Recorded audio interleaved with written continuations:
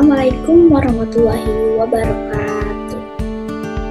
Di sini saya akan mempresentasikan hasil analisis saya, yaitu mengenai unsur intrinsik dan ekstrinsik pada cerpen Memaki Hantu karya Yonita Rao dengan menggunakan pendekatan psikologi sastra. Tugas ini dibuat untuk memenuhi ujian akhir semester pada mata kuliah Kajian Prosa Fiksi Indonesia yang diampu oleh Ibu Perina Melia Santi, SSMPD. Baik, selanjutnya profil penyusun, yaitu saya sendiri. Nama saya Inaya Ramadhani dengan NPM 23106310800117. Saya dari kelas 3. Nah, di sini terdapat daftar isi.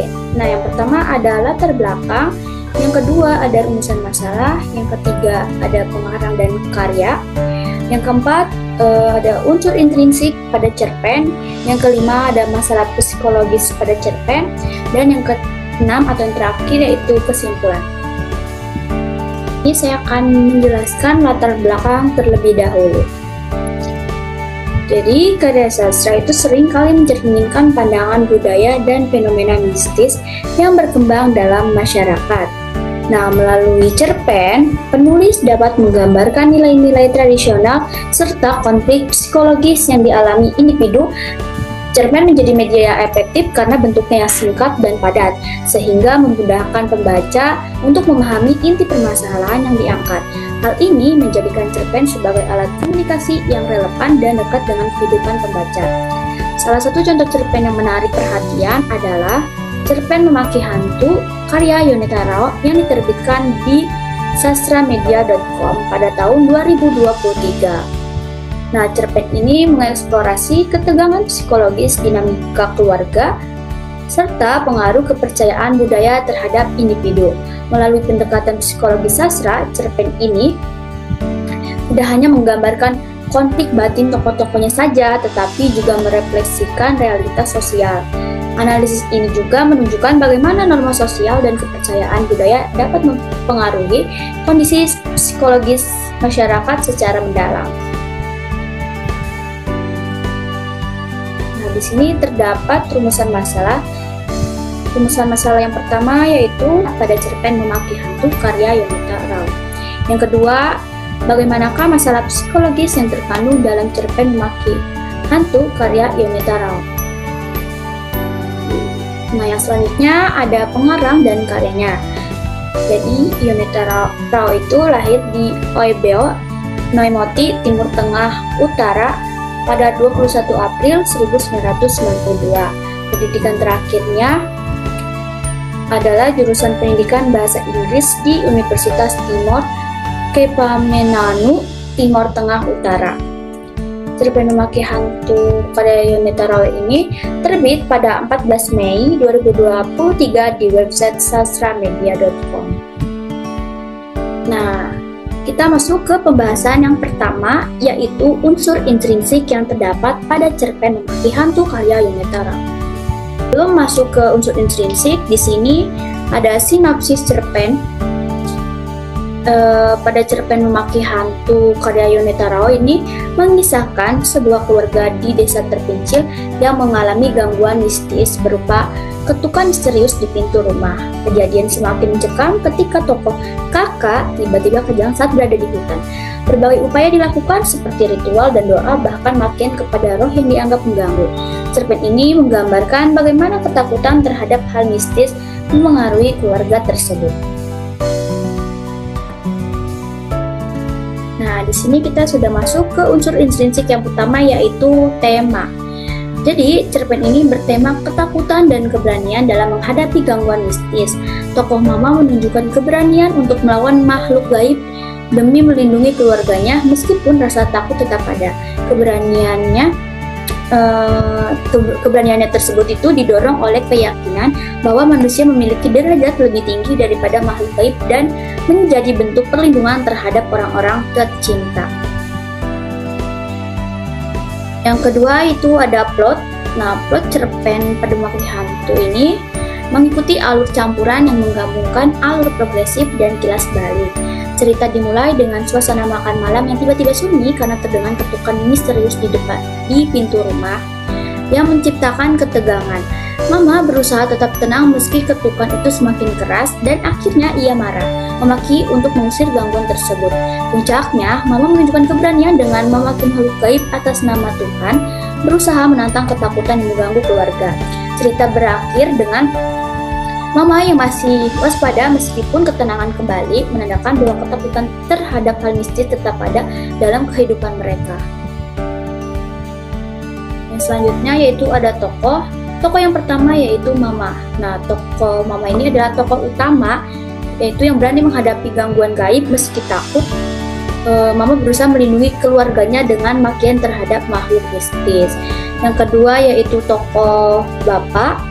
Itu tokoh yang berpikir jernih untuk menenangkan keluarga dengan penjelasan yang logis meskipun tetap merasakan takut juga. Yang ketiga yaitu anak-anak. Nah, anak-anak ini mewakili sifat kepolosan dan ketakutan, tetapi tetap mengikuti instruksi dari orang tua meskipun ketakutan itu semakin mendalam. Yang keempat ini makhluk gaib. Makhluk gaib ini sebagai sumber konflik yang tidak tampak, menciptakan ketegangan dengan suara ketukan misterius menguji keberanian keluarga. Yang selanjutnya itu ada latar. Latar yang pertama yaitu latar tempat.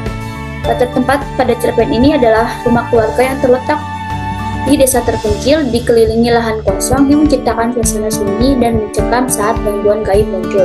Yang kedua yaitu latar waktu. Cerpen ini berlatar malam hari, waktu yang meningkatkan ketegangan dan ketakutan karena asosiasinya dengan aktivitas gaib.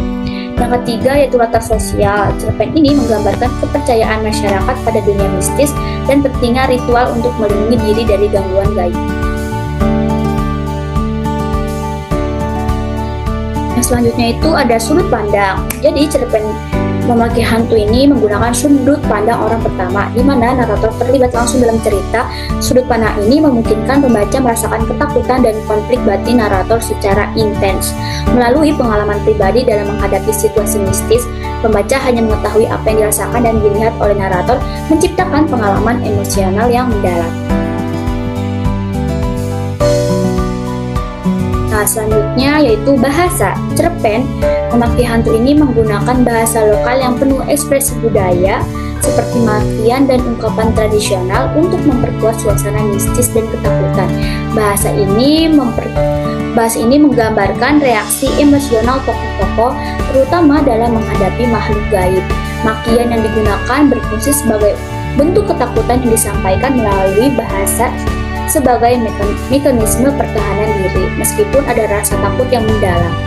Nah, pilihan bahasa ini tidak hanya menggambarkan keadaan eksternal, tetapi juga konflik batin tokoh, serta menunjukkan bagaimana budaya dan kepercayaan lokal memengaruhi reaksi mereka terhadap hal-hal mistis. Nah, unsur intrinsik yang terakhir yaitu moral.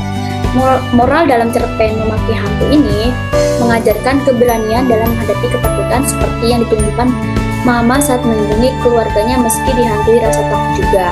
Cerpen ini menekankan pentingnya solidaritas keluarga dalam menghadapi ancaman baik nyata maupun mistis. Selain itu, cerita ini mengkritik ketergantungan pada kepercayaan mistis dengan menyarankan perlunya keseimbangan antara tradisi dan logika untuk menghadapi tantangan hidup secara bijaksana. Baik, kita masuk ke pembahasan yang kedua, yaitu masalah psikologis yang terdapat pada cerpen Memaki Hantu karya Yunita Rao. Nah, yang pertama ada ketakutan berlebihan terhadap makhluk halus. Jadi ketakutan keluarga terhadap suara ketukan misterius yang tidak bisa dijelaskan menimbulkan kecemasan. Mama, meskipun berusaha tenang, akhirnya panik dan memaki-maki makhluk tak kasat mata itu, mencerminkan ketakutan yang berlebihan terhadap hal mistis. Yang kedua yaitu mekanisme pertahanan psikologis. Nah, di sini ayah menggunakan ritual seperti garam dan air untuk melindungi keluarga dari gangguan mistis, menunjukkan upaya psikologis untuk mengatasi ketakutan dan menciptakan rasa aman. Nah, yang selanjutnya ada tekanan sosial dari kepercayaan masyarakat. Jadi cerita mistis yang tersebar di masyarakat ini memperburuk ketakutan keluarga. Kepercayaan umum terhadap makhluk halus semakin memperkuat keyakinan mereka bahwa gangguan itu nyata. Nah, yang selanjutnya itu atau yang terakhir yaitu trauma dari pengalaman mistis.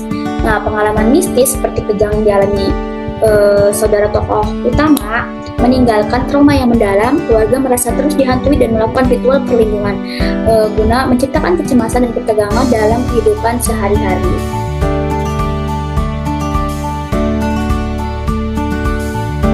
Nah, kita sudah sampai pada yang terakhir yaitu kesimpulan. Jadi kesimpulannya adalah cerpen Memaki Hantu karya Yunita Rao ini mengisahkan konflik psikologis yang muncul akibat ketakutan terhadap fenomena mistis dipengaruhi oleh kepercayaan budaya dan tekanan sosial di masyarakat. Dengan memadukan alur progresif dan kilas balik, cerpen ini menggambarkan bagaimana tokoh mama menunjukkan keberanian melindungi keluarga dari gangguan gaib meski dihantui rasa takut. Penggunaan sudut pandang orang pertama dan bahasa lokal yang ekspresif memperkuat suasana tegang sekaligus menghadirkan refleksi sosial. Cerpen ini juga menyampaikan pesan moral yaitu tentang pentingnya keberanian, solidaritas keluarga, dan keseimbangan antara tradisi dan logika dalam menghadapi ketakutan. Demikian presentasi dari saya tentang analisis cerpen Memaki Hantu karya Yunita Rao. Semoga apa yang telah saya sampaikan ini bisa bermanfaat dan menambah wawasan baru bagi kita semua, khususnya dalam memahami karya sastra melalui pendekatan psikologi sastra. Terima kasih atas perhatiannya. Wassalamualaikum warahmatullahi wabarakatuh.